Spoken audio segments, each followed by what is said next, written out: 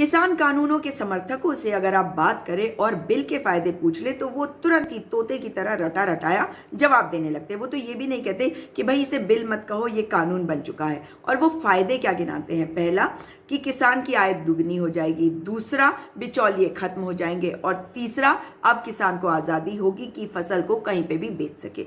भाई तोते की तरह रटा रटाया आंसर मत दिया करो। बिल को आप समझते नहीं, कानून को आप समझते नहीं, आपने कानून को पढ़ा नहीं, किसान के दर्द को समझने का आप नाटक करते हैं।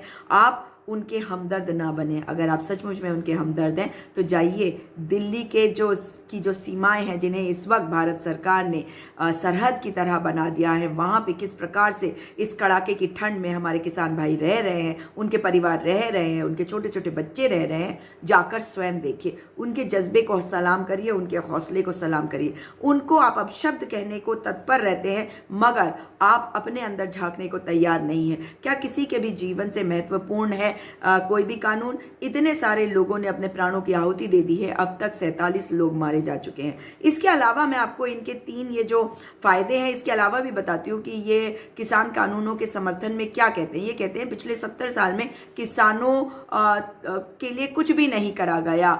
उसके अलावा कहते हैं कि इनके कांग्रेस के मैनिफेस्टो में था, तो कांग्रेस के मैनिफेस्टो में था तो कांग्रेस को ही ले आती, भला सरकार बना देती हैं।